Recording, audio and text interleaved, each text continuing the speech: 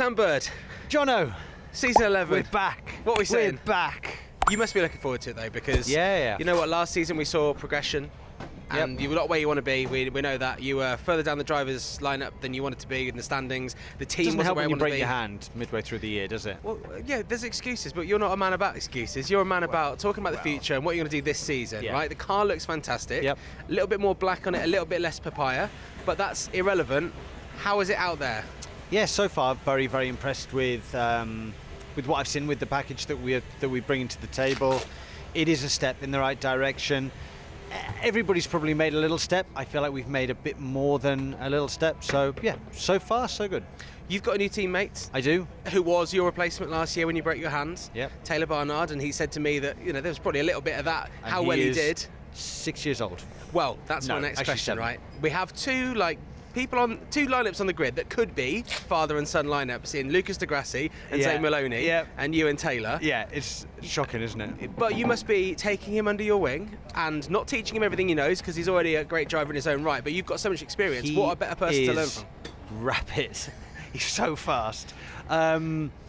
He's a great guy, a nice young man. He's got his feet firmly on the ground. He's keen and willing to learn. He wants to do the right things for the team and for himself.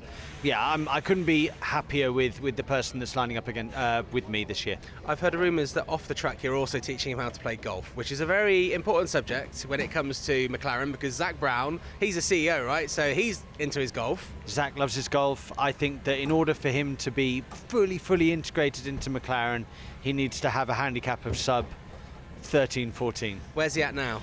Oh, he's nowhere. He's nowhere. Right, okay. He's nowhere. He tells me he goes to the range and he tells me how large a shot he hits. Let me tell you, I think those numbers are slightly wrong. However, he'll get there. He's one of those kids that he's obviously picked up driving very quickly, and I think he'll pick up golf very quickly as well.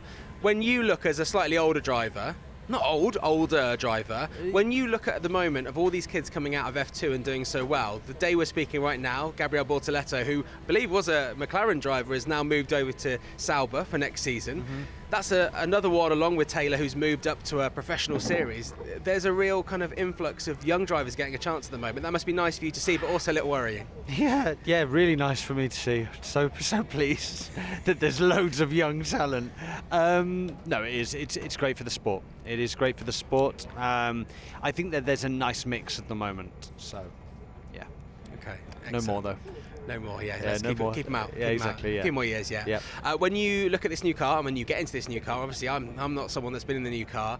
All-wheel drive is one of the main features, and that will make attack mode completely different. We've also got attack charging as well. How do you think that's going to change the style of racing we see this year? Honestly, I'm undecided on how it's going to change it. Part of me thinks it's going to change drastically, and we'll see calmer racing. Some of me thinks it could be even more crazy. I'm unsure. I think maybe some of the manufacturer teams might have maybe a slightly better handle on it, because they've had a lot of testing. We've had very limited testing. We're actually going to do a race simulation tomorrow, which will be kind of full day two of our pre-season testing. And that's organised by Formula E to get a handle on the fast charging and the attack zones and stuff like that. That's going to be really interesting, and I think that we'll all have a better idea of what to expect after tomorrow evening. Okay, well, we'll catch up with you in Brazil and find out what you think of that later on in the season as it starts. Obviously, going back to starting in late 2024 into 2025. Yeah. We've been in negotiations, much like Manchester United have, to make sure that for the coming season that we still have a bit of football content. I know that you and Carlton Cole had a bit of banter along with your former teammate Jake Hughes. There is much to discuss about what we're doing next year. First thing, listeners and viewers, is that Jono owes me the fact that he needs to get a tattoo. So please remind him online, on socials, that #Jono tattoo or something like that in Brazil, it's happening. Can you just remind me? Please send in your designs. We need to see your designs on what you think he needs to get. Can you remind viewers and listeners just why I've foolishly agreed to get a tattoo? Ridiculously, he doubted me. Thought he's never going to win, and I went and won the race in Brazil. So I think something Brazil themed around that win would be great. So come up with a design, and then we'll get him into a tattoo studio in Brazil. Can't wait.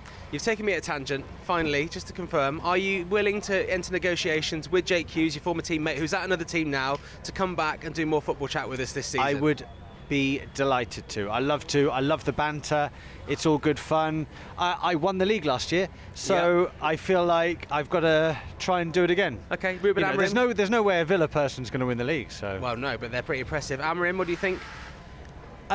Well, I don't know yet because he hasn't taken charge of the game. Let's talk yet. in Brazil about it. Yeah, exactly. All right. Well, Sam, it's been great to catch up. But he did absolutely annihilate City last night, so that was good. I know, that's a good sign. Good start. Good sign. Maybe he's the man to finally succeed Sir Alex. Absolutely. Well, Sam, it's been great to catch up. Someone's just dropped something heavy behind us. Hopefully it's not part of your car. It was the doctor. The doctor's cleaning all the stuff. It's Taylor's car. It's Taylor's car. Yeah, it doesn't Taylor's matter car. then. That's Sorry, a sneaky way of Sam slowing down the youngsters. Sam, thank you very much. We'll catch you up with you in Brazil. Jono, a pleasure.